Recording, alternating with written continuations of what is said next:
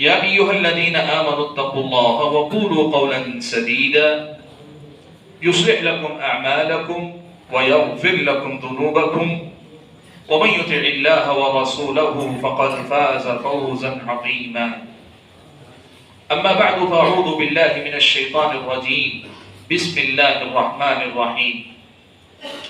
وقال ربكم ادعوني أستجب لكم إن الذين يستكبرون عن عبادتي سيدخلون جهنم داخرين. محترم علماء کرام، میرے اپنے بزرگوں، نوجوان بھائیوں اور پردہ نشین خواتین اسلام، یہ محض اللہ کا فضل و کرم ہے کہ آج آپ کی اس بستی میں، آپ کے اس شہر میں اللہ تعالیٰ نے مجھ کو اور آپ کو اس کے اس گھر میں اکٹھا ہو کر دین کی کچھ ایسی باتیں جن سے ہماری دینی سمجھ نکھر کر آئے، سنور کر آئے، جن سے دین کی کچھ باتیں ہمارے ذہن و دماغ میں اور زیادہ واضح ہوں، اور اگر پہلے سے واضح نہ ہوں تو اب واضح ہو جائیں، اور جن کی روشنی میں ہم اور آپ اپنے ایمان کی، اپنے عقیدے کی اصلاح کر سکیں، ایسی کچھ باتیں سننے سنانے کا اللہ تعالیٰ نے موقع عطا فرمایا ہے۔ حاضرین گرامی، مجھے جو عنوان دیا گیا ہے وہ عنوان ایک سوال کی شکل میں، اور وہ سوال یہ ہے کہ کیا دعا عبادت ہے؟ کیا دعا عبادت ہے؟ یہ ایک سوال ہے۔ قبل اس کے کہ میں اس سوال کے جواب کی طرف آؤں، یہ بات سب سے پہلے میں آپ کو بتانا چاہوں گا کہ اللہ تبارک و تعالیٰ نے مجھے اور آپ کو اپنی عبادت ہی کے لیے پیدا کیا ہے۔ ہماری زندگی کا مقصد اللہ تعالیٰ کی عبادت اور بندگی۔ اللہ تعالیٰ نے فرمایا وَمَا خَلَقْتُ الْجِنَّ وَالْإِنسَ إِلَّا لِيَعْبُدُونَ، کہ میں نے جن اور انس کو پیدا ہی اس لیے کیا کہ وہ میری عبادت کریں، لیعبدونی یعنی اللہ تعالیٰ ہی کی عبادت کریں۔ یہ ہماری اور آپ کی زندگی کا مقصد ہے، اللہ کی عبادت۔ اب جو چیز اللہ تعالیٰ کی عبادت ہماری اور آپ کی زندگی کا مقصد ہے، اس مقصد کو آپ یہ سمجھیں کہ مسلمان کی حیثیت سے ہم سب جانتے ہیں کہ ہم کلمہ پڑھتے ہیں اشہد ان لا الہ الا اللہ، میں گواہی دیتا ہوں کہ اللہ کے علاوہ کوئی الہ نہیں ہے، معبود نہیں یعنی عبادت کا مستحق نہیں۔ اللہ نے اپنی عبادت کے لیے پیدا کیا، اور ہمارے دین و ایمان کی پہلی بنیاد یہ ہے کہ یہ عبادت صرف اللہ کا حق ہے، یہ عبادت صرف اللہ تبارک و تعالیٰ کا حق، اسی سے ہمارے دین و ایمان کی ابتدا اور آغاز ہوتا ہے۔ اللہ کی جو بات ہے کہ اشہد ان لا الہ الا اللہ، ایک مسلمان کو اس کی گواہی دینی ہے، یہ جو حکم اللہ کا ہے، یہ جو اللہ تعالیٰ نے ہم اور آپ کو حکم دیا، اس کا سیدھا مفہوم یہ ہے کہ عبادت میری اور آپ کی زندگی کا مقصد ہے، اور یہ عبادت صرف اللہ تعالیٰ کے لیے ہونی چاہیے۔ اب اس عبادت کے معنی اور مفہوم میں، اس عبادت کے مطلب میں جو باتیں داخل ہوں گی، ظاہر بات ہے وہ صرف اللہ تعالیٰ کے لیے خاص ہونی چاہیے۔ جو بھی بات عبادت کہلائے گی، جو بھی بات عبادت میں داخل ہوگی، جو بھی بات عبادت کا ایک جز، ایک حصہ سمجھ میں آئے گی، وہ بات اللہ ہی کے لیے خاص ہونی چاہیے۔ کیوں؟ اس لیے کہ یہ دو باتیں ہم پہلے سے مانتے ہیں، ہمارے اور آپ کے سارے مسلمانوں کے ایمان اور عقیدے کا حصہ ہے کہ اللہ نے اللہ ہی کی عبادت کے لیے ہمیں پیدا کیا ہے، اور یہ عبادت صرف اللہ کا حق ہے، غیر اللہ چاہے وہ کوئی بھی ہو۔ یہ بات یاد رکھیں آپ، عام طور پر لوگ کنفیوز کہاں ہوتے پتہ ہے، وہ یہ سمجھتے ہیں کہ اللہ کے علاوہ جس کے لیے کیا جا رہا ہے، اگر وہ بت ہے، وہ شیطان ہے، کوئی درخت ہے، کوئی جانور ہے، یہ سب نچلی حقیر مخلوقات ہیں، ان کے لیے کرے تو یہ شرک ہے۔ لیکن وہیں اگر کسی نبی کے لیے کریں، کسی فرشتے کے لیے کریں، کسی بزرگ کے لیے کریں، کسی ولی کے لیے کریں، کسی عظیم شخصیت کے لیے کریں، لوگ کہتے ہیں یہ شرک نہیں۔ کیوں نہیں سمجھتے؟ اس لیے کہ ان کی نظر میں شاید یہ غلط فہمی ہے کہ شرک اس لیے شرک ہے کہ آپ چھوٹوں کے لیے کر رہے ہیں۔ شرک کا معنی ہی یہ ہے کہ آپ شریک کر رہے ہیں۔ مسئلہ یہ نہیں کہ کس کو شریک کر رہے ہیں، اللہ کے ساتھ کس کو شریک کر رہے ہیں۔ جو کام اللہ کے لیے کرنا چاہیے وہ کام آپ کس کے لیے کر رہے ہیں، یہ مسئلہ نہیں۔ جو کام صرف اللہ کے لیے کرنا چاہیے وہ اللہ کے علاوہ کے لیے آپ کر رہے ہیں. آپ دیکھیں عیسائیوں نے حضرت عیسیٰ علیہ السلام کے لیے کیا. حضرت عیسیٰ علیہ السلام ان کے نبی اور ہمارے بھی نبی اس معنی میں کہ ہم تمام انبیاء پر ایمان لانے والے ہیں. اب حضرت عیسیٰ علیہ السلام کے بارے میں اگر آپ سورہ مائدہ کی آخری آیتیں آخری رکوع پڑھ کر دیکھیں گے اللہ تعالیٰ روز قیامت ان سے پوچھے گا اے عیسیٰ کیا تم نے حکم دیا تھا کہ میرے بعد میری عبادت کرو؟ حضرت عیسیٰ کہیں گے کہ نہیں میرے رب، میں نے وہی کہا جو تو نے کہا، میں نے وہی کہا جس کا تو نے حکم دیا، اور جب تک میں تھا اس چیز کی میں نے کوئی گنجائش نہیں رکھی کہ کوئی تیرا حق مجھے دے یا تیری عبادت کرنے کے بجائے میری عبادت کرے، یہ میں نے نہیں دی. میری وفات کے بعد اب تو ہی گواہ ہے کہ ان کے اندر یہ کہاں سے چیز چلی آئی. مسئلہ کیا بتانا چاہتا ہوں، اگر شرک اس لیے برا ہوتا کہ آپ اللہ کے ساتھ کسی جانور کو، کسی پرندے کو، کسی درخت کو یا کسی بت کو، کسی پتھر کو، کسی آستانے کو، فلاں کو کرنا اس لیے شرک ہوتا تو حضرت عیسیٰ کے ساتھ شرک کرنے والی بات نہ نہیں ہوتی نا. اللہ نے پوچھا کیوں وہاں پر؟ یہ پہلی بات آپ اور میں سمجھیں، یہ بنیادی مسئلہ ہم اور آپ سمجھیں. پیارے نبی صلی اللہ علیہ وسلم کے مقام کا کیا کہنا؟ اللہ تبارک و تعالیٰ کے بعد کائنات کی سب سے عظیم ہستی پیارے نبی صلی اللہ علیہ وسلم. یہ ہم سب مسلمانوں کا ایمان و عقیدہ.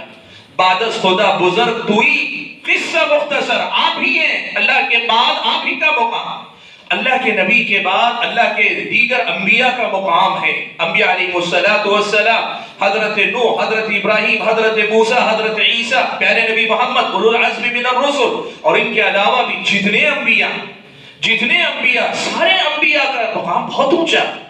انبیاء کے بعد صحابہ کرام کا مقام بہت اونچا. انبیاء سے نیچا ہے لیکن عام انسانوں، تابعین، تبع تابعین اور ہم اور آپ کے مقابلے میں تو بہت اونچے لوگ ہیں ایمان اور عمل کے اعتبار سے. ایسے ہی اگر آپ دیکھتے جائیں ہم سے پہلے جو نیک لوگ گزرے، جو ایمان والے، صحیح عقیدے والے، صحیح عمل والے، وہ ہمارے مقابلے میں بڑے محترم ہیں. اور ان سب کا احترام کرنا، ان کا حق ادا کرنا، یہ عین اسلام کا تقاضا. اسلام نے ہم اور آپ کو کیا سکھایا؟ اللہ کے نبی نے فرمایا جو ہم میں سے بڑوں کی عزت نہ کرے. دوسری روایت میں فرمایا جو ہم میں سے بڑوں کے مقام کو نہ پہچانے فلیس منا، وہ ہم میں سے نہیں. یہاں مسئلہ اصل میں کیا ہے؟ نہ بزرگوں کے، ولیوں کے، انبیاء کے، اور صرف انسانوں میں نہیں، فرشتے بھی نیک ہیں، گناہوں سے اللہ نے ان کو پاک رکھا ہے، فرشتے بھی ہیں، کوئی بھی ہو، ان سب کے مقام اور احترام کا معاملہ نہیں. یہ تو متفق علیہ چیز ہے کہ ان کا احترام ہونا چاہیے. مسئلہ اصل میں کہاں ہے؟ مسئلہ اصل میں اس مسئلہ کے یہاں آ کر رکتا ہے کہ کیا اس احترام کا مطلب یہ ہے کہ ہم انہیں وہ چیزیں دینے لگے جو اللہ تعالیٰ کی عبادت کے دائرے میں داخل ہوتی، جو چیزیں اللہ کی عبادت قرار پاتی ہیں، اور میں سے کوئی چیز اگر ان کو دیں گے تو یہ نہیں دیکھا جائے گا کہ آپ کن کو دے رہے ہیں. ان کا احترام ہے، ان کا مقام ہے، ان کے حقوق ہیں، لیکن جو حق اللہ تعالیٰ کا تھا وہ غیر اللہ کی طرف نہیں جانا چاہیے. یہی اصل میں شرک ہے اور اسی سے اللہ تبارک و تعالیٰ نے بچنے کی تلقین کی. میں آپ کو بتاؤں، یہ جو لوگ سمجھتے ہیں کہ شرک اس وقت شرک ہے جب آپ کسی کمتر کے ساتھ کریں. سورہ نوح اگر آپ پڑھیں گے اللہ تعالیٰ نے قوم نوح کا تذکرہ کیا. نوح علیہ السلام کی قوم کا تذکرہ کرنے کے بعد اللہ تعالیٰ نے ان کی قوم کے کچھ نام ذکر کیے. ود، سوا، یغوث، یعوق، نصر، 5 نام اللہ تعالیٰ نے ذکر کیے. حضرت ابن عباس رضی اللہ تعالیٰ عنہما بیان کرتے ہیں یہ 5 نام بظاہر بتوں کے نام لگتے ہیں نا، یہ ان کی قوم کے نیک لوگ تھے.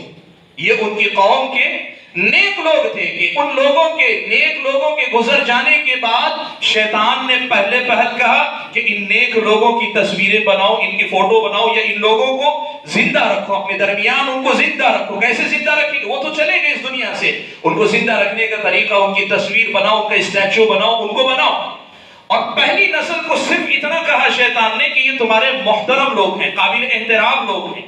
اور جب یہ نسل گزر گئی، اگلی نسل آئی یا اگلی نسلیں آئیں، تو شیطان نے اگلی نسلوں کے دل میں ڈالا کہ یہ جو لوگ ہیں نا، یہ جو تصویروں میں جن کو دیکھتے ہو، اسٹیچو میں جن کو دیکھتے ہو، جن کو تمہارے آبا و اجداد نے بڑی عزت و احترام کے ساتھ رکھا، اس لیے رکھا ہے کہ یہ اللہ کے بڑے نیک لوگ تھے اور جب ان کو اللہ تک پہنچنا ہوتا تھا تو ان تک پہنچتے تھے، یہ انہیں اللہ تک پہنچا دیتے تھے۔ یہ آپ جو ہے حضرت ابن عباس رضی اللہ تعالیٰ عنہما کی تفسیر ہے۔ حضرت ابن عباس رضی اللہ تعالیٰ عنہما نے یہ تفسیر بیان کی ہے سورہ نوح میں، جا کر آپ قرآن پڑھ کر دیکھیے۔ معلوم کیا ہوا؟ جو کام عبادت کہلائے، جو کام قرآن و سنت سے عبادت ثابت ہو جائے، اس کام کو اگر آدمی غیر اللہ کے لیے کرتا ہے، وہ غیر اللہ کے نبی ہوں، وہ انبیاء علیہ السلام ہوں، وہ اولیاء کرام ہوں، وہ مومنین صالحین ہوں، وہ شہید شہداء ہوں، وہ اللہ تبارک و تعالیٰ کے نیک برگزیدہ فرشتے ہوں، اللہ تعالیٰ کے وہ سارے بندے جو نیکی کی مثال ہیں اپنی آپ کی زندگی میں، وہ بھی ہوں تو بھی شرک ہے۔ اور اگر کوئی ان سے نیچے آ کر اگر حقیر قسم کی مخلوقات کو، درخت کو، چرند کو، پرند کو، جانور کو، سانپ کو، بچھو کو، اگر ان کو اللہ تعالیٰ کے ساتھ جو معاملات ہونے چاہیے وہ اگر ان کو دیتا ہے، یہ تو اور زیادہ کھلا، اور بڑا معاملہ، اور کھلی گستاخی ہے۔ یہی اصل میں توحید ہے، یہی اصل میں اللہ کی عبادت ہے، اور اسی کا اللہ نے ہمیں حکم دیا۔ اللہ نے فرمایا وَمَا أُمِرُوا إِلَّا لِيَعْبُدُوا اللَّهَ مُخْلِصِينَ لَهُ الدِّينَ حُنَفَاءَ۔ کیا پیارا لفظ اللہ نے کہا، دیکھو اللہ نے کہا وَمَا أُمِرُوا إِلَّا لِيَعْبُدُوا اللَّهَ، ان کو حکم ہی اس بات کا دیا گیا تھا کہ وہ اللہ کی عبادت کریں۔ حنفاء، عربی زبان میں لفظ حنیف، حنفاء جمع ہے۔ حنیف کا معنی کیا معلوم ہے آپ کو؟ جو سب سے رخ موڑ کر یکسو ہو جائے، سب سے رخ پھیر کر ایک طرف ہو جائے۔ حنفاء کا مطلب کیا ہے؟ حنفاء کا مطلب وہ جو اپنے تمام معاملات میں ساری مخلوقات، ساری کائنات سے بے نیاز ہو کر سب سے کٹ کر اللہ تعالیٰ سے جڑ جانے والے ہوتے۔ اسی لیے اللہ تعالیٰ نے حضرت ابراہیم علیہ السلام کے بارے میں کیا کہا؟ اللہ تعالیٰ نے حضرت ابراہیم علیہ السلام کے بارے میں یہ بات کہی ان ابراہیم کان امۃ قانتا للہ حنیفا۔ حضرت ابراہیم تمام ان قسم کے معبودوں سے رخ پھیر کر اللہ کی طرف یکسو ہونے والے تھے۔ یہ جو بات ہے اللہ کے نبی نے کہا بعثت بالحنیفیۃ السمحہ، مجھے جو دین دے کر بھیجا گیا ہے وہ دین بھی دین حنیفیت ہے، اور حنیفیت کا مطلب یہ کہ یہ اسی بنیاد پر قائم ہے کہ بندے سب سے رخ پھیر کر اللہ تعالیٰ کی طرف متوجہ ہو جائیں، ایک اللہ کی طرف متوجہ ہو جائیں۔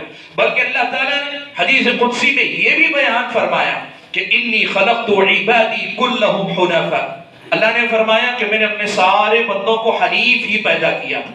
پیدا جب کیا تو سب کو موحد پیدا کیا تھا، وہ سب سے رخ پھیر کر اللہ کی طرف متوجہ ہونے والے تھے۔ فَجْتَالَتْهُمُ الشَّيَاطِينُ، لیکن بعد میں چل کر شیطانوں نے ان کو اچک لیا، شیطانوں نے انہیں اچک لیا۔ جیسے آج ہمارے سماج میں نا، کبھی اولیاء کے احترام کے نام پہ، کبھی پیارے نبی صلی اللہ علیہ وسلم کے شان اور مقام کے نام پر، کبھی بزرگوں کی عظمت اور بڑائی کے نام پر، کبھی اولیاء کرام کی کرامتوں کے نام پر، کبھی کسی نام پر کسی نام پر، لیکن ہوا کیا؟ جو کام تھا کہ یہ بندے اپنی ساری زندگی میں اللہ کی طرف یکسو تھے۔ کیسے یکسو؟ قرآن میں اللہ نے کہا قُلْ إِنَّ صَلَاتِي وَنُسُكِي وَمَحْيَايَ وَمَمَاتِي لِلَّهِ رَبِّ الْعَالَمِينَ لَا شَرِيكَ لَهُ وَبِذَلِكَ أُمِرْتُ۔ سبحان اللہ، اللہ نے کہا اللہ کے نبی آپ کہہ دیجئے إِنَّ صَلَاتِي، بلا شبہ میری نماز، وَنُسُكِي میری قربانی یا میری عبادت، وَمَحْيَايَ وَمَمَاتِي میری ساری زندگی اور میرا مرنا، جینا مرنا سب کچھ للہ اللہ ہی کے لیے ہے، رب العالمین جو تمام جہانوں کا پالنے والا ہے، لا شریک لہ، یہ جو میری یکسوئی ہے نا، اس یکسوئی میں کوئی شریک نہیں، یہ جو میں اللہ کی طرف متوجہ ہوں نا، لا شریک لہ، اس میں کوئی شریک نہیں، وَبِذَلِكَ أُمِرْتُ مجھے اسی بات کا حکم دیا، میں بھی سب سے پہلے فرما بردار ہوں اور میں اسی بات کی دعوت بھی دیتا ہوں، یہی میری دعوت ہے، اسی پیغام کے ساتھ میں بھیجا گیا ہوں، بعثت بالحنیفیۃ السمحہ، اسی حنیفیت کے ساتھ میں بھیجا گیا ہوں۔ میرے بھائیوں، یہ ہے اصل میں ہمارا ایمان، یہ ہے اصل میں ہماری توحید، یہ ہے اصل میں ہماری اور آپ کی اللہ کے لیے بندگی، یہ ہے اصل میں میرا اور آپ کا امتحان کہ اللہ نے کہا پیدا کیا تمہیں توحید پر، اب بس دیکھنا یہ ہے کہ مرتے ہو توحید پر کہ نہیں، یہ امتحان ہے۔ اور یہ اللہ نے بات صاف کر دی ہے کہ شیطان آئے گا، ہر طرح کے وسوسے آئیں گے، بہت ساری چیزیں آئیں گی جو آپ کو اس مقصد سے غافل کرنے کی کوشش کریں گے۔ آپ کیا سمجھتے ہیں پچھلی امتوں میں جو شرک آیا نا، ان کا آغاز توحید سے ہوا تھا. حضرت آدم علیہ السلام موحد ہیں، توحید کے امام ہیں، پہلے انسان ہیں، پہلے نبی ہیں، توحید کی بنیاد ہیں. لیکن بعد میں چل کے ان کی اولاد میں شرک آیا. حضرت نوح علیہ السلام کو اللہ نے بھیجا. نوح علیہ السلام نے توحید پر قوم کو قائم کیا. قوم کے اندر بعد میں چل کر تقریباً حضرت ابن عباس نے کہا 10 صدیوں کے بعد اللہ تعالیٰ نے یہ صورت پیدا کی کہ ان کے اندر بھی شرک آئے. حضرت ابراہیم علیہ السلام کی قوم، حضرت ابراہیم علیہ السلام کی قوم نے انکار کیا. لیکن آپ کی اپنی جو بنو اسماعیل اور حضرت اسحاق سے بنی اسرائیل، جو حضرت یعقوب سے بنی اسرائیل جو حضرت اسحاق کے بیٹے، تو یہ جو چلے نا، یہ بھی ابتدا میں اسی توحید پر تھے. بعد میں چل کر شرک ان کے اندر آیا. یہ وہی بات کہ اللہ نے ان کو حنیف پیدا کیا تھا، شیطانوں نے انہیں اچک لیا. اور آج آپ کو میں یہ بتاؤں، اللہ کے نبی صلی اللہ علیہ وسلم نے اس امت کے بارے میں بھی پیشن گوئی فرمائی. اللہ کے نبی نے فرمایا قیامت اس وقت تک قائم نہیں ہوگی جب تک قبیلہ دوس کی عورتیں دوبارہ ذوالخلاصہ کے اطراف چکر نہ لگانے لگ جائیں. ذوالخلاصہ قبیلہ دوس کا ایک بت تھا، عربوں کے ہر رواج تھا، ہر قبیلے کا ایک بت ہوتا تھا. ویسے وہ اللہ پر ایمان رکھتے تھے، لیکن اللہ کے ساتھ، اور یہ بات بتاؤں اللہ کے بعد، اللہ کے ساتھ اور اللہ کے بعد وہ مانتے تھے کہ ہمارا بھی ایک خدا ہے، ہمارا بھی ایک بت ہے، ہمارا بھی ایک شریک ہے.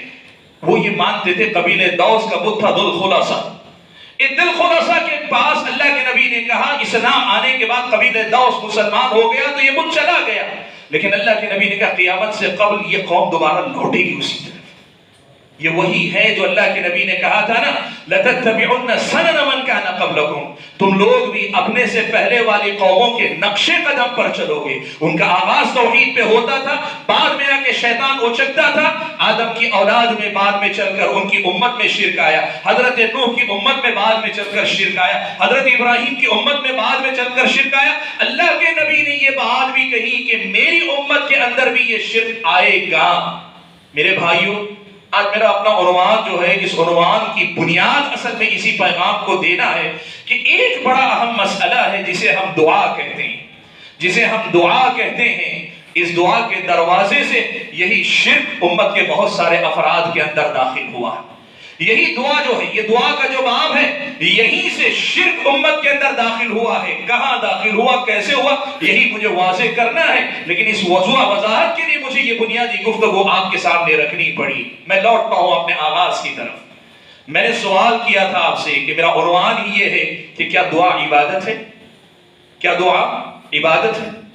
دیکھو، کوئی سوال اگر دینی سوال ہو، کوئی سوال اگر دین سے متعلق ہو، اس کا جواب اگر قرآن میں مل جائے کہ اس سے بہتر کوئی جواب ہو سکتا ہے؟ کوئی سوال اگر آئے ہمارے سامنے دینی سوال، اس کا جواب اگر قرآن میں مل جائے اس سے بہتر کوئی جواب ہو سکتا ہے؟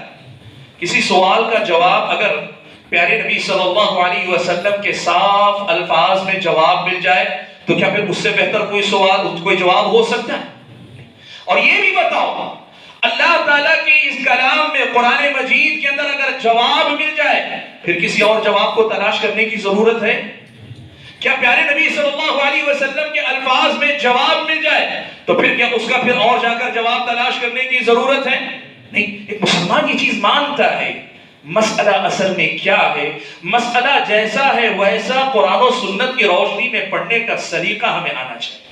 اللہ سے دعا کرو کہ اللہ اس امت کے ہر مسلمان کو یہ موقع دے کہ وہ قرآن و سنت کو اس وضاحت اور آسانی کے ساتھ پڑھنے والا بن جائے.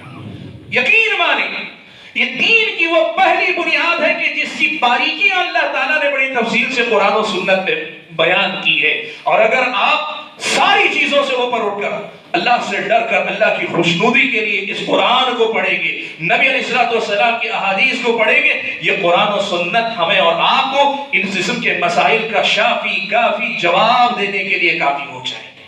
میں آپ کے سامنے بتاؤں، کیا دعا عبادت ہے؟ کیا دعا عبادت ہے؟ اس کا جواب آپ کو اللہ کے نبی کی حدیث میں ملے گا، اور اس کا جواب آپ کو اللہ تعالیٰ کی کتاب قرآن مجید میں ملے گا. میں پہلے اللہ کے نبی صلی اللہ علیہ وسلم کی حدیث کا تذکرہ کرتا ہوں. اللہ کے نبی صلی اللہ علیہ وسلم سے مسند احمد کی روایت ہے، حسن درجے کی روایت ہے کہ اللہ کے نبی صلی اللہ علیہ وسلم نے فرمایا الدعاء هو العبادہ. اللہ کے نبی نے فرمایا دعا ہی عبادت ہے. اللہ کے نبی نے فرمایا الدعاء هو العبادہ، مسند احمد کی روایت ہے، حسن درجے کی روایت ہے، یعنی اللہ کے نبی صلی اللہ علیہ وسلم سے ثابت ہے، اللہ کے نبی نے کہا الدعاء هو العبادہ، دعا ہی عبادت ہے۔ ایک اور روایت ترمذی میں آئی جس کا لفظ ہے الدعاء مخ العبادہ، کہ دعا عبادت کا مغز اور خلاصہ اور نچوڑ ہے، لیکن اس کی روایت سند کے اعتبار سے ضعیف۔ البتہ دعا هو العبادہ، دعا ہی عبادت ہے، یہ روایت حسن درجے کی حضرت مسند احمد کے اندر روایت موجود ہے۔ جب اللہ کے نبی نے صاف طور پہ کہا دعا عبادت ہے تو اس کا مطلب یہ ہوا کہ دعا کے معنی میں جو بھی باتیں آتی ہیں یہ باتیں صرف اللہ کے ساتھ خاص ہونی چاہیے، غیر اللہ میں سے کسی کو اس دعا کا کوئی حصہ ہمیں نہیں دینا چاہیے۔ بات صاف ہے انشاءاللہ، بات واضح ہے۔ قرآن مجید کی طرف آتے ہیں۔ میں نے اپنی گفتگو کا آغاز کیا تو آپ کے سامنے آیت کریمہ پڑھی کہ اللہ تعالیٰ نے فرمایا وَقَالَ رَبُّكُمُ ادْعُونِي أَسْتَجِبْ لَكُمْ، اللہ نے فرمایا وَقَالَ رَبُّكُمْ، اور تمہارے رب نے کہا ادعونی، تم مجھے پکارو، تم مجھ سے دعا کرو، ادعونی، تم مجھے پکارو، استجب لکم، میں تمہاری پکار کا جواب دوں گا، قبول کروں گا تمہاری دعائیں۔ پھر آگے اللہ نے کہا ان الذین یستکبرون عن عبادتی، بلا شبہ جو لوگ میری عبادت سے تکبر کرتے ہیں، مجھ سے مانگنے، میرے سامنے سوال کرنے، مجھے پکارنے، اس سے تکبر کرتے ہیں، سیدخلون جہنم داخرین، تو ایسے متکبر جو مجھ سے دعا نہیں کرنا چاہتے جہنم میں ذلیل ہو کر داخل ہوگی۔ سبحان اللہ۔ العلم نے لکھا کہ یہ اللہ تعالیٰ کی اس آیت کے اندر اگر آپ دیکھیں گے اللہ نے حکم دیا کہ مجھے ہی پکارو، اور کہا جو میری عبادت آغاز پکار سے، دعا سے کیا، اختتام عبادت سے کیا، یہ بتلانے کے لیے کہ دعا ہی عبادت ہے جو اللہ کے نبی نے کہا۔ اور آپ مسند احمد کی روایت اگر پڑھیں گے نا تو اللہ کے نبی نے یہ معنی بتایا، اللہ کے نبی نے یہی دعا، یہی بات کہی الدعاء هو العبادہ، دعا ہی عبادت ہے۔ اور یہ کہنے کے بعد اللہ کے نبی صلی اللہ علیہ وسلم نے کیا کیا؟ تائید کے طور پر، اپنی بات کی تائید اور دلیل کے طور پہ، حالانکہ نبی کی بات خود اپنے آپ میں دلیل، نبی کی بات خود اپنے آپ میں حجت ہے، لیکن اللہ کے نبی نے کہا یہ میری بات وہی ہے جو بات قرآن میں اللہ نے کہی ہے، اور یہی آیت پڑھی وَقَالَ رَبُّكُمُ ادْعُونِي، تمہارے رب نے کہا کہ تم مجھے پکارو، مجھ سے دعا کرو، استجب لکم، میں تمہاری دعا کو قبول کروں گا۔ ان الذین یستکبرون عن عبادتی، بلا شبہ جو لوگ میری عبادت سے تکبر کرتے ہیں وہ جہنم میں ذلیل ہو کے داخل ہوں گے۔ یہ بات اللہ کے نبی نے خود پڑھ کر سنائی۔ میرے بھائیوں، ہمارے اور آپ کے سوال کا آدھا جواب یہاں مکمل ہوتا ہے۔ آدھا کیوں کہہ رہا ہوں؟ جواب پورا ہے، جواب پورا ہے، اللہ کے نبی کی بات میں اور اللہ تعالیٰ کی آیت میں جواب پورا ہے، لیکن اس کا معنی و مطلب ابھی ہم نے پوری طرح سے سمجھا نہیں، اس لیے آدھا کہہ رہا ہوں۔ یہاں آپ کے سامنے یہ بات تو صاف ہے کہ اللہ تعالیٰ نے یہ بات صاف طور پہ بتا دی کہ دعا ہی عبادت ہے۔ تو میرا سوال کیا تھا عنوان؟ کیا دعا عبادت ہے؟ ہاں دعا عبادت ہے، ہاں دعا عبادت ہے۔ کس نے کہا؟ اللہ نے کہا۔ کس نے کہا؟ رسول اللہ نے کہا۔ کس نے کہا؟ ہم مسلمانوں نے کہا۔ جب اللہ اس کا رسول کہتے تو ہم کہیں گے، اور ساری دنیا کے سامنے ڈنکے کی چوٹ پہ بار بار کہیں گے کہ دعا عبادت ہے، یہ اللہ ہی کے لیے خاص ہونی چاہیے، سارے لوگوں کو سمجھائیں گے۔ میرے بھائیوں، میں بہت افسوس کے ساتھ یہ بات اکثر کہتا ہوں کہ ہمارے درمیان یہ مسلکوں کی جو تقسیم ہوئی نا، وہ مسلک کس میں تھے پتہ ہے آپ کو؟ وہ مسلک فقہی مسائل میں ہوتے تھے، یہ حنفی، شافعی، مالکی فقہی مسائل میں ہوتے تھے۔ آج افسوس کا یہ معاملہ ہے، ایمان اور عقیدے اور توحید اور شرک کا مسئلہ بھی مسلک کا مسئلہ بن گیا۔ ان کے مسلک میں جائز ہے، ان کے مسلک میں جائز نہیں ہے۔ یہ توحید اور شرک کا مسئلہ تو ہے نہیں، توحید اور شرک کا مسئلہ تو کوئی مسلک کا مسئلہ ہے نہیں۔ اللہ رحم فرمائے، اگر قرآن کو آپ کھلے دل سے پڑھیں گے، یہ قرآن اللہ تعالیٰ نے شفاء لما فی الصدور، دل میں جو آپ کے شبہات، وسوسے، خیالات آتے ہیں ان تمام کا علاج کرنے والی یہ کتاب اللہ نے بھیجی ہے۔ نبی علیہ الصلوۃ والسلام ہمیں سمجھانے والے، آپ مبین ہیں، آپ لتبین للناس ما نزل الیہم، جو کتاب ان پہ اتاری گئی ہے اس کو آپ کھول کھول کر بیان کر دیں، یہ دیکھو دعا کیا ہے، اللہ کے نبی نے سمجھا دیا، بتا دیا۔ میرے بھائیوں، ہم آگے بڑھتے ہیں اور یہ دیکھتے ہیں کہ یہ دعا عبادت ہے تو یہ کون سی دعا، اس دعا کا مطلب کیا ہے؟ دیکھیں، یہاں میں آپ کو کچھ الفاظ بتاتا ہوں اور ان الفاظ کا فرق بتاتا ہوں اور پھر اس کے بعد مسئلے کو مکمل کرتا ہوں۔ پہلا لفظ ہے دعا۔ دعا، دوسرا لفظ ہے استعانت، الاستعانت استعانت. تیسرا لفظ ہے الاستغاثہ، الاستغاثہ. اور چوتھا لفظ ہے الاستعاذہ. یہ 4 کلمات ہیں.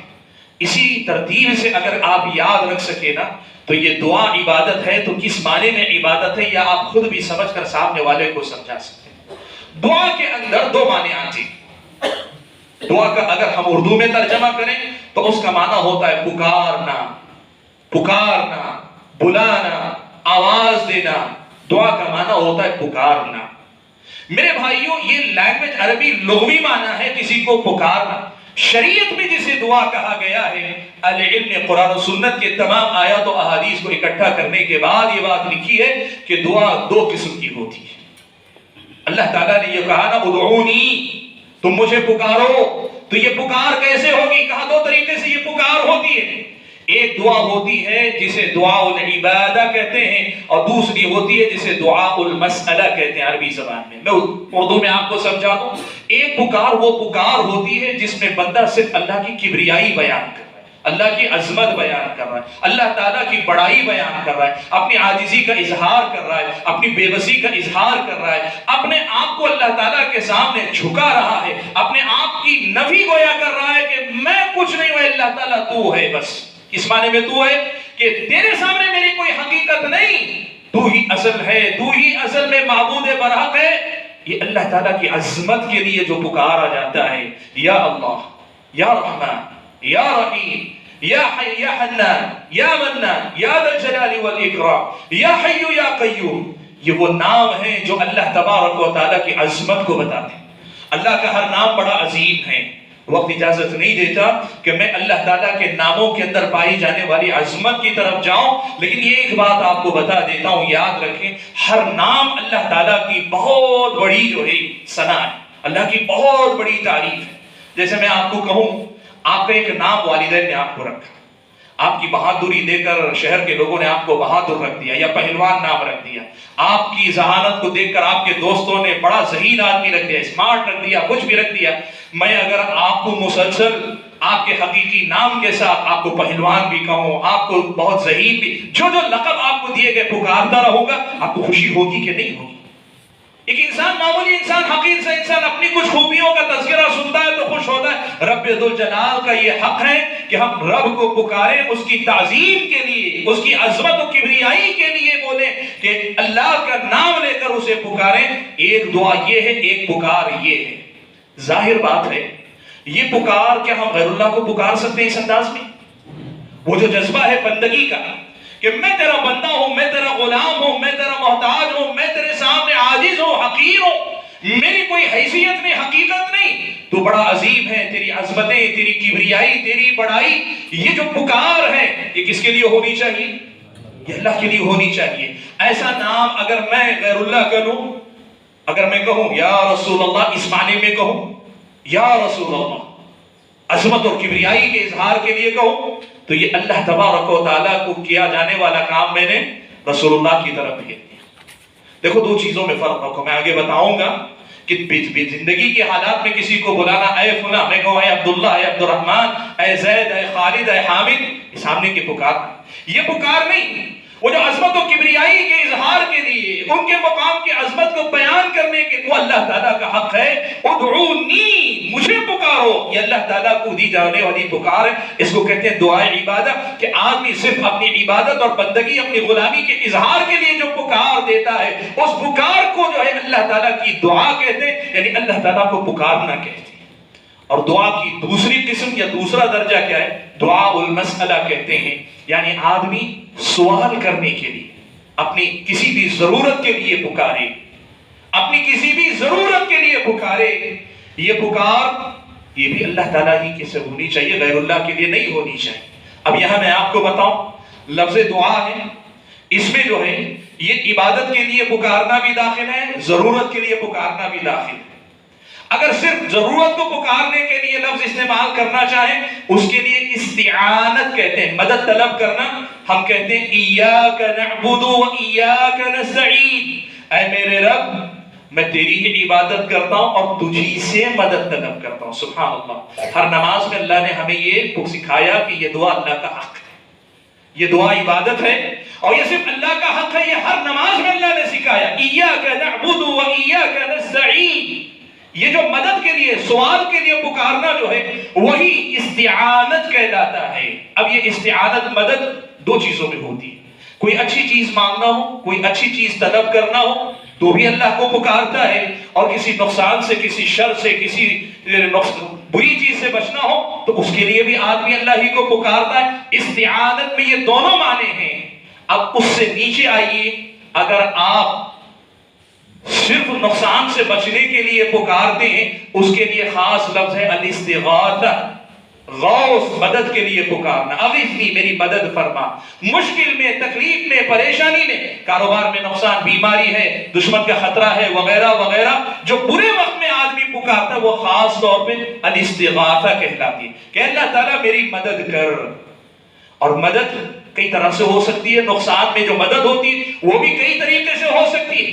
اور اگر اس میں خاص قسم کی مدد کہ اللہ ہر شر سے بچا کے مجھے اپنی پناہ میں لے لے, تو اس کو ہم کہتے ہیں الاستعاذۃ, کہ اللہ کی پناہ مانگنا, اللہ کی پناہ مانگنا. آپ یہ بات قرآن میں پڑھ کر دیکھیں گے, دعا بھی اللہ کے لیے, استعانت بھی اللہ ہی کے لیے, استغاثہ مدد مشکل وقت میں طلب کرنا یہ بھی اللہ کے لیے, الاستعاذہ پناہ مانگنا یہ بھی اللہ ہی کے لیے خاص ہے. آپ اگر دیکھتے جائیں گے سارے کے سارے یہ معانی اللہ ہی کے لیے خاص ہیں, غیر اللہ کو ان میں سے کوئی معنی نہیں دیا جا سکتا, ان میں سے کوئی معنی غیر اللہ کو نہیں دیا جا سکتا. میں بڑی تیزی سے دو چار آیتیں آپ کے سامنے پڑھ کر سنا دیتا ہوں. دعا کے لیے اللہ نے کہا وَقَالَ رَبُّكُمُ ادْعُونِي أَسْتَجِبْ لَكُمْ, تمہارے رب نے کہا مجھی کو پکارو. یہ دعا کی بھی دلیل ہے, استعانت کی بھی دلیل ہے, یہ استغاثہ کی بھی دلیل ہے, یہ استعاذہ کی بھی, اس لیے کہ ساری چیزیں دعا کی قسموں میں, دعا میں داخل ہیں یہ سارے معانی. لیکن اگر آپ الگ سے دیکھنا چاہیں, اللہ تعالیٰ نے استعانت مدد طلب کرنے کے لیے اللہ کو پکارنا, اس کے بارے میں خاص طور پہ سورہ فاتحہ میں اللہ نے کہا ایاک نعبد و ایاک نستعین, اور اللہ کے نبی صلی اللہ علیہ وسلم نے اپنی حدیث میں سمجھایا.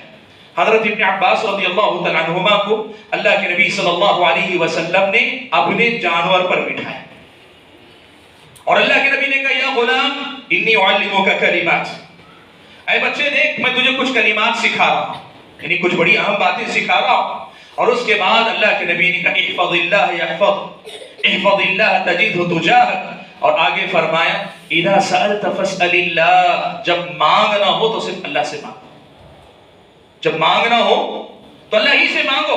اگر ہم اس کو کہیں لفظ بدل کر کے وہ دعا جو دعائے مسئلہ ہے, ضرورت کے لیے پکارنے کی بات ہے, وہ پکار کس کے لیے رکھو, اللہ کے لیے رکھو. وَإِذَا اسْتَعَنْتَ فَاسْتَعِنْ بِاللَّهِ, اور جب مدد طلب کرو, استعانت, اللہ نے کہا فَاسْتَعِنْ بِاللَّهِ, اللہ کے نبی نے کہا فَاسْتَعِنْ بِاللَّهِ, اللہ ہی سے مدد طلب کرو. یہ قرآن ہے, یہ سنت ہے جو بتاتے ہیں کہ پکارنا صرف اللہ تعالیٰ کو چاہیے, غیر اللہ کو نہیں پکارنا چاہیے. قرآن و سنت نے ہم اور آپ کو سکھایا. قرآن میں کتنی مرتبہ اللہ تعالیٰ نے کہا وَإِمَّا يَنزَغَنَّكَ مِنَ الشَّيْطَانِ نَزْغٌ فَاسْتَعِذْ بِاللَّهِ, اگر شیطان آ کر کوئی کچوکے لگائے, کچھ آپ کو پریشان, کیا کریں گے, پناہ مانگیں گے. کس کی پناہ مانگیں گے, باللہ, فاستعذ باللہ, اللہ کی پناہ مانگو. یہاں کوئی نہیں جو مجھ کو اور آپ کو پناہ دے, یہاں کوئی نہیں جو ہم اور آپ کو پناہ دے. دعائے قنوت آپ پڑھتے ہیں, دعائے قنوت آپ پڑھتے ہیں, دعائے قنوت کے الفاظ کیا ہیں, دعائے قنوت کے الفاظ کیا ہیں. اللہ تعالیٰ نے اس میں ایک لفظ کہا لا منجا منک الا الیک, اللہ نے اتنا بڑا مسئلہ اس کے اندر حل کر دیا. کہا اللہ تعالیٰ کبھی تجھ سے ڈرتے ہیں, ہم نے گناہ کیا ہے, ہم گنہگار ہیں, پریشان, ہم نے بہت کچھ تیری نافرمانی کی, تجھ سے ڈرتے ہیں تب بھی تیری ہی پاس آ کے ہم پناہ دیتے. لا منجا منک الا الیک, تجھ سے نجات پانے کے لیے کہیں اور جا نہیں سکتے, تیرے ہی پاس آتے ہیں. اور دوسروں کے پاس سے نجات پانے کے لیے بھی اسی کے پاس آتے ہیں. اور تجھ سے ڈر ہے کہ ہم نے بڑے گناہ کیے, تو سزا دے گا, ہم حقدار, ہمیں سزا ملنی چاہیے, تب بھی ہم تیری ہی طرف آئیں گے, کسی اور کی طرف نہیں آئیں گے. یہی تو اللہ تعالیٰ نے سکھایا. آپ اعوذ باللہ بچپن سے بچے کو پڑھاتے ہیں. کیا پڑھاتے ہیں آپ بچے کو, کیا پڑھاتے ہیں, قل اعوذ باللہ, اعوذ باللہ من الشیطان الرجیم, آپ کہتے ہیں. آپ معوذتین پڑھتے ہیں، قل اعوذ برب الفلق، آپ پڑھاتے ہیں قل اعوذ برب الناس، آپ یہی تو پڑھاتے ہیں کہ پناہ کہاں ملتی ہے؟ میں آپ کو بتاؤں، اسی کو تعویذ کہتے ہیں، اسی کو تعویذ کہتے ہیں۔ تعویذ معنی کیا ہے؟ کسی کی پناہ میں اپنے آپ کو دینا۔ یہ جو آپ تعویذ دائیں بائیں اوپر نیچے باندھتے ہیں نا، لفظ تعویذ کا معنی کیا ہے؟ اپنے آپ کو کسی کی پناہ میں دینا۔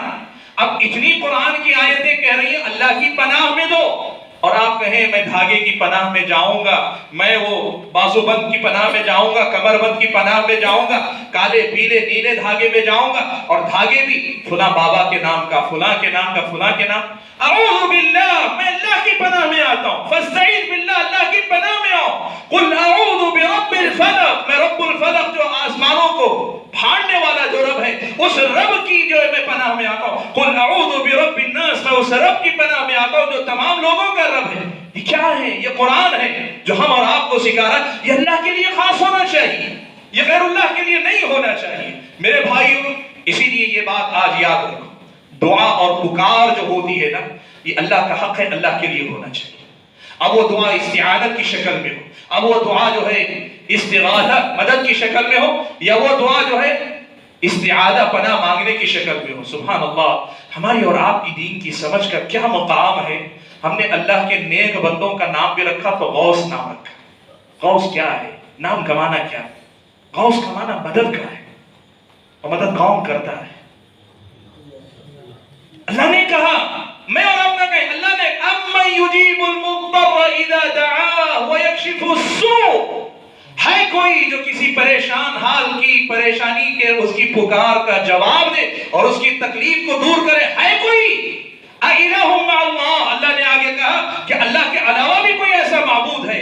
اس کا مطلب یہ ہوا ایسی مدد کرنے کا اختیار کسی کے ہاتھ میں نہیں۔ اور اگر کوئی اس معنی میں کسی بزرگ شخصیت کو غوث کہے تو کیا یہ اللہ کے ساتھ جو دعا ہے، حق ہے، وہ غیر اللہ کو دینا ہے کہ نہیں؟ یہی تو ہم کہہ رہے ہیں، قرآن و سنت کو پڑھا کرو۔ میرے بھائیوں، میں گفتگو کو سمیٹنا چاہتا ہوں، بات بہت لمبی ہو جائے گی تو آپ کے لیے بھی یاد رکھنا مشکل ہو جائے گی، لیکن میں بات کو سمیٹنا چاہتا ہوں تو آپ کے سامنے دو تین باتیں اہم سی رکھ دیتا ہوں۔ پہلی بات یاد رکھیے، اب یہ ساری گفتگو آپ کے سامنے دعا کا معنی، استعانت مدد طلب کرنے کا معنی، استغاثہ مشکل میں مدد طلب کرنے کا معنی، استعانت مشکل میں خاص قسم کی مدد کہ اللہ کی پناہ میں چلا جاؤ، یہ طلب کرنا، یہ سب اللہ کے لیے ہے، یہ سمجھ میں آ گیا۔ اب جب آپ یہ بات کہیں گے نا، اللہ کے بندے پتہ نہیں کیوں ان سب چیزوں میں مسلک گھسا دیتے ہیں، کیوں مسلک یہاں آ جاتا ہے۔ اب یہاں لوگوں کو قرآن و سنت پڑھ کر سمجھنے سمجھانے کے بجائے لوگوں کو موٹی موٹی مثالیں دیں۔ اچھا یہ بتاؤ، تم ابو سے نہیں مانگتے مجھے 10 روپیہ چاہیے؟ تم اپنے ابو سے نہیں مانگتے 10 روپیہ چاہیے؟ تو تم بھی مشرک ہوئے کہ تم اپنے ابو سے مانگ رہے ہو، اللہ سے مانگنے والا ابو سے مانگتے ہو۔ اچھا یہ بتاؤ، بیمار ہو گئے، ڈاکٹر کو فون کر کے بلاتے ہو کہ نہیں بلاتے ہو؟ ڈاکٹر کو فون کر کے بلاتے ہو، مشرک ہو گئے، غیر اللہ سے مدد طلب کر رہے ہو۔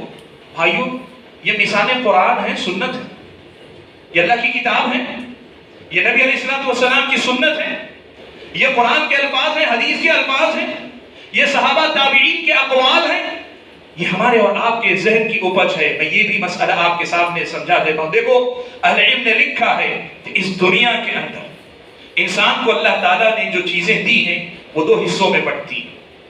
ایک حصہ وہ ہے جس کا مالک جو صرف اللہ تعالیٰ کے پاس ہے، کسی اور کے پاس نہیں، اور کچھ چیزیں ہیں جو اللہ تعالیٰ نے انسانوں کے ہاتھ میں رکھی۔ میرا خرچ کا ذریعہ اللہ نے باپ کو بنا کر مجھے پیدا کیا، میری روٹی کا راستہ ادھر سے اللہ نے رکھا۔ ڈاکٹر کے پاس اللہ نے شفا اللہ کے ہاتھ میں، ڈاکٹر کے ہاتھ میں نہیں۔ اسی لیے یہ عقیدے کا بڑا مسئلہ ہے کہ دوا کھا کر بھی دوا پہ بھروسہ نہیں، اللہ پہ بھروسہ کرو۔ وہ راستہ وسیلہ اللہ تعالیٰ نے دنیا کے اندر بنایا ہے، تو اللہ تبارک و تعالیٰ نے کہ اہل علم نے لکھا، پورے مسئلے کو سمیٹ کر دیکھو، اگر پکارتے ہو نا، وہ شخص باحیات ہو، حاضر یعنی موجود ہو سامنے، یا موجود ہونے کے حکم میں ہو، جیسے دور ہے لیکن فون کے ذریعے آپ پہنچ سکتے ہیں، حاضر کے حکم میں۔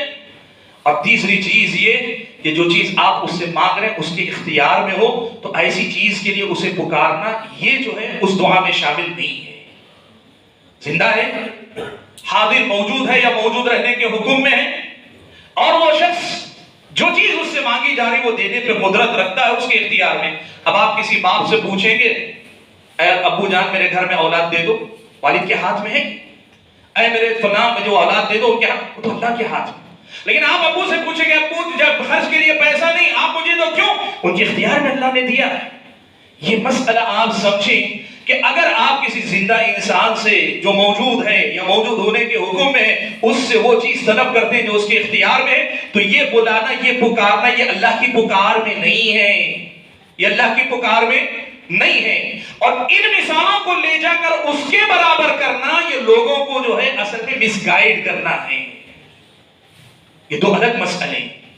ایک سیدھا سا انسان بھی اچھی سے سمجھ سکتا ہے. اس مسئلے کو لے جا کر اس مسئلے کی دلیل بنانا یہ مس گائیڈ کرنے والی بات ہے.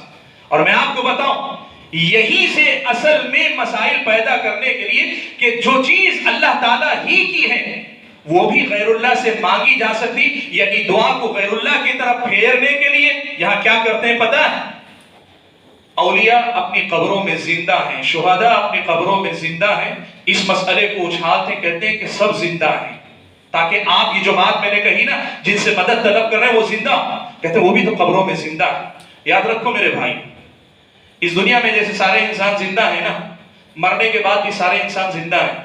آپ تعجب مت کریں، لیکن وہ زندگی کون سی ہے؟ وہ برزخ کی زندگی ہے. اس دنیا کی زندگی جیسی زندگی نہیں. ورنہ یہ کتنا بڑا ظلم ہوگا کہ پیارے نبی صلی اللہ علیہ وسلم کو اس دنیا میں ہمارے درمیان رکھنے کے بجائے لے جا کے ہم نے دفن کر دیا. کتنا بڑا ظلم ہوگا اگر وہ زندگی یہ زندگی ایک ہی آپ کہتے ہیں. میرے بھائیوں بات بہت دور جائے گی. میں بتانا چاہتا ہوں کہ صرف اس لیے کہ یہ دروازہ کھولا جائے کہ غیر اللہ سے بھی مانگا جا سکتا ہے، غیر اللہ کو بھی پکارا جا سکتا ہے، اس کے لیے اس مسئلے کو اچھالا جاتا ہے کہ شہداء کو اللہ نے زندہ کہا. اللہ نے انبیاء کے بارے میں کہا وہ اپنی قبروں میں زندہ ہیں، نماز پڑھ رہے ہیں. پیارے نبی صلی اللہ علیہ وسلم کی زندگی کے مسئلے کو وہ کیوں چاہتے ہیں؟ وہ مسئلہ اپنے آپ میں مسئلہ نہیں، یہ غیر اللہ کو جو پکارا جاتا ہے نا ان مسائل میں ان کو بھی پکارا جا سکتا ہے، یہ بتانے کے لیے کہتے ہیں. اور دوسرا مسئلہ، اولیاء کی کرامتیں خوب بیان کی جاتی. کیوں بیان کی جاتی؟ کہ اولیاء کا احترام بڑھانے کے لیے نہیں. آپ سمجھیں اس مسئلے کو. اولیاء کی کرامتیں سنا سنا کر دنیا والوں کو یہ بٹھایا جاتا ہے کہ اولیاء بھی سب کچھ کرنے پہ قدرت ہے. وہ جو بات میں نے کہی نا کہ قدرت جس کی قدرت میں ہے وہی آپ اس سے مانگ سکتے ہیں. اولیاء کی کرامتیں سنا کر یہ غلط معنی دینے کی کوشش کرتے ہیں کہ اولیاء سب کچھ کرنے پہ قدرت رکھتے ہیں. اور آپ نے سنا ہوگا، سنیں، آج تو ہر آدمی کے پاس سامنے پہنچی ہوئی ہے. لوگ یہ کہتے ہیں کہ اولیاء میں سے کچھ اولیاء اس مقام کو پہنچ جاتے ہیں جہاں انہیں کائنات میں تصرف کرنے کا اختیار دے دیا جاتا ہے. سبحان اللہ. اور آپ یہ بھی سنیں، ہم نے کہا موجود رہنا چاہیے، حاضر یا حاضر کے حکم میں ہونا چاہیے، اس لیے کہ وہ جو سمیع ہے کہ سب کی پکار سنتا ہے، وہ جو بصیر ہے کہ سب کو دیکھتا ہے، وہ اللہ تعالیٰ ہے. السمیع اللہ کا نام ہے اور سننے والا اللہ تعالیٰ، البصیر اللہ کا نام ہے اور اللہ تعالیٰ ہی دیکھنے والا ہے. ایسی سماعت کہ اگر ہم سب یہاں بیٹھ کر پکاریں، ایک ساتھ پکاریں، یہ نہیں ساری کائنات کے لوگ ایک ساتھ کھڑے ہو کر پکاریں، وہ سب کی بیک وقت سنتا ہے بغیر کسی خلل کے. آج کیا یہ سچ نہیں ہے کہ اولیاء کی کرامت اور عظمت کے نام پر یہی سماعتیں اولیاء کو دی جا رہی ہیں؟ ہو رہا ہے کہ نہیں ہو رہا ہے؟ اللہ تعالیٰ بصیر ہے، سب کچھ دیکھتا ہے. یہ فاصلے، یہ دیواریں، رکاوٹیں، یہ اندھیرے اجالے، یہ سب ہمارے لیے معنی رکھتے ہیں، اللہ کے لیے نہیں. اور اگر کسی ولی کو، کسی بزرگ کو، کسی نبی کو ایسا دیکھنے والا مان لے تو یہ اللہ تعالیٰ کی بصارت غیر اللہ کو دینے والی بات ہے کہ نہیں؟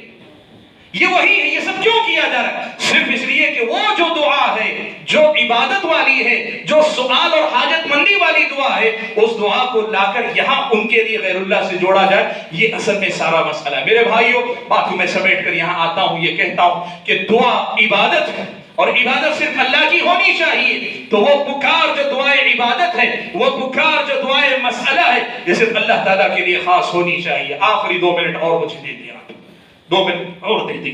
میرے بھائیوں، اگر یہ دعا اللہ تعالیٰ کی عبادت ہے اور جیسے اللہ کے نبی نے کہا دعا هو العبادہ، تو اللہ تعالیٰ کو خوب پکارا کرو، اللہ تعالیٰ کو خوب پکارا کرو. آپ کی زندگی میں ضرورتیں ہیں. کوئی کہتا ہے میری زندگی میں کسی چیز کی ضرورت نہیں ہے؟ آپ میں سے کوئی ہے کہ میری زندگی میں سب کچھ کچھ ہے، مجھے سب کچھ حاصل ہے اور مجھے کسی خطرے کا امکان نہیں، ایسا بھی کوئی انسان ہے؟ اگر ہے تو اس کو بھی، اگر دعائے مسئلہ نہیں، تمہارے پاس حاجت نہیں ہے، اللہ کی عظمت و کبریائی کا اظہار تمہارا وقت میں حکم دیا گیا ہے۔ پکارو، خوب پکارو اللہ تعالیٰ کو، مانگو اللہ تعالیٰ سے، اس لیے کہ قرآن ہمیں اور آپ کو بتاتا ہے کہ ضرورت مند اللہ نے بنایا۔ کیسے اللہ نے کہا یا ایھا الناس انتم الفقراء الی اللہ، اے لوگوں تم اللہ تعالیٰ کے محتاج، تم محتاج ہو، فقیر ہو، واللہ هو الغنی الحمید، بے نیاز تو اللہ تعالیٰ ہے جو قابل تعریف ہے، تم سب محتاج ہو۔ دنیا کا بڑے سے بڑا بادشاہ اور حکمران بھی اللہ کا محتاج ہے، اور دنیا کا فقیر سے فقیر بھی اللہ کا محتاج ہے۔ تو پکارو اللہ تعالیٰ، اللہ کو پکارو، آواز دو۔ وقال ربکم ادعونی استجب لکم، تمہارے رب نے حکم دیا کہ تم پکارو مجھے، میں تمہاری پکار کو سنوں گا۔ ان الذین یستکبرون عن عبادتی، جو مجھے پکارنا نہیں چاہتے یا نہیں پکارتے، تکبر کرتے ہیں، سمجھتے ہیں کہ مجھے ضرورت نہیں، یستکبرون، اللہ نے کہا سیدخلون جہنم داخرین، جہنم میں بڑے ذلیل و رسوا ہو کے داخل کیے جاؤ گے۔ اللہ کے نبی صلی اللہ علیہ وسلم نے اسی لیے فرمایا، ترمذی کی روایت، اللہ کے نبی نے فرمایا من لم يسأل اللہ یغضب علیہ، اللہ تعالیٰ سے اگر نہیں مانگو گے تو اللہ تعالیٰ غصہ ہوتا ہے۔ سبحان اللہ۔ اہل علم لکھا کرتے ہیں اللہ اور بندوں کا یہی فرق ہے کہ بندوں سے مانگو تو ناراض ہوتے ہیں، رب کا معاملہ ہے کہ رب سے نہ مانگو تو رب ناراض ہوتا ہے۔ اس لیے خوب پکارا کرو، اللہ ہی کو پکارا کرو، اور جب یہ عادت آ جائے گی اپنے تمام معاملات میں اللہ ہی کو پکارنے والے ہو جاؤ گے، یہ غیر اللہ کی طرف تمہاری توجہ پھر کبھی نہیں جائے گی۔ اور اگر کوئی انسان ایسا ہے جو سمجھتا ہے کہ مجھے اپنی حاجتوں کے لیے پکارنے کی ضرورت نہیں، اس کو بھی اور وہ بھی جن کو حاجتیں ہیں، دونوں کو چاہیے کہ سوال کی ضرورت کی، حاجت کی جو پکار ہے، اس کے ساتھ اللہ کی کبریائی، عظمت، اس کی بڑائی اور اس کی بزرگی کے اظہار کے لیے بھی اللہ کو پکارے۔ یا حنان، یا منان، یا حی یا قیوم، یا ذا الجلال والاکرام۔ اللہ نے فرمایا وَلِلَّهِ الْأَسْمَاءُ الْحُسْنَى فَادْعُوهُ بِهَا، اللہ نے فرمایا کہ اللہ تعالیٰ کے بڑے پاکیزہ نام ہیں، فَادْعُوهُ بِهَا، انہی ناموں کے ذریعے اللہ تعالیٰ کو پکارا کرو۔ میرے بھائیوں پکارا کرو، پکارا کرو، اللہ کے سامنے گڑ گڑاؤ، اللہ کے ناموں کو یاد کرو۔ اللہ کے نبی صلی اللہ علیہ وسلم نے یہاں تک فرمایا ان للہ 99 اسما 100 الا واحدہ من احصاها دخل الجنہ، اللہ تعالیٰ کے 99 نام ہیں، 100 کم ایک کم 100 ہیں، اللہ کے نام 100 سے زیادہ ہیں۔ لیکن اس حدیث میں اللہ کے نبی نے جو بات کہی وہ یہ کہ اللہ کے ناموں میں ایک کم 100 نام، یعنی 99 نام ایسے ہیں، من احصاها دخل الجنہ، جو ان ناموں کو یاد کرے گا، ان کے معنی کو سمجھے گا، ان کو اپنی عبادتوں میں استعمال کرے گا، ان کے تقاضوں کو پورا کرے گا، دخل الجنہ، وہ جنت میں جائے گا۔ سبحان اللہ۔ پکارو اللہ کو، اللہ کو پکارو کہ یہ پکار میری اور آپ کی دنیا اور آخرت سنوار دے گی، مجھ کو اور آپ کو دنیا اور آخرت میں کامیابی اور کامرانی سے ہمکنار کرے گی۔ حاضرین گرامی، آج جو بات مجھے آپ سامعین کے سامنے ذکر کرنی تھی وہ یہی بات تھی کہ دعا عبادت ہے، دعا عبادت ہے، اس لیے اس عبادت کو اللہ کے ساتھ خاص رکھو اور ساتھ میں خوب یہ عبادت اللہ تعالیٰ کے لیے انجام دینے کی کوشش کرو۔ اللہ سے دعا ہے کہ اللہ تعالیٰ مجھے، آپ سبھی حضرات کو، تمام خواتین کو، ہم اور آپ میں سے تمام کو خود سمجھ کر اپنے بھائیوں کو، اپنے پڑوسیوں کو، اپنے مسلمانوں کو، حتیٰ کہ اس ملک کی جو غیر مسلم ہیں ان کو بھی اللہ تعالیٰ کا صحیح تعارف کروانے کی توفیق عطا فرمائے، اللہ سے صحیح رشتہ جوڑنے کی توفیق عطا فرمائے، اللہ تبارک و تعالیٰ دین کی یہ باتیں سمجھنے کی توفیق عطا فرمائے، اور جو باتیں سمجھ میں آتی ہیں ان باتوں کو اپنی زندگی میں پوری طریقے سے اپنانے کی توفیق عطا فرمائے۔ آمین وآخر دعوانا ان الحمدللہ رب العالمین۔ حاضرین گرامی، میں اپنی گفتگو کے اختتام پر یادگیر شہر کے آپ کے وہ تمام ذمہ دار حضرات جنہوں نے شیخ عبدالقدیر عمری حفظہ اللہ اور مجھ کو دونوں کو مدعو کیا اور آپ کے سامنے اس کا موقع دیا کہ اللہ اور رسول کی کچھ باتیں، قرآن و سنت کی کچھ باتیں رکھیں، ان کا شکریہ ادا کرتا ہوں اور ان کے حق میں اور ہم سب کے حق میں دعا کرتا ہوں اور اپنے حق میں بھی کہ اللہ تعالی ہم اور آپ کو جس طرح آج اللہ کا دین سمجھنے کے لیے محبت اپنائیت کے ساتھ بیٹھے ہیں، ایسے ہی اللہ تعالی جنت میں اکٹھا ہو کر اللہ تبارک و تعالی کی بات سننے کی ہم کو اللہ تعالی سعادت نصیب فرمائے۔ آمین وآخر دعوانا ان الحمدللہ رب العالمین، والسلام علیکم ورحمۃ اللہ وبرکاتہ۔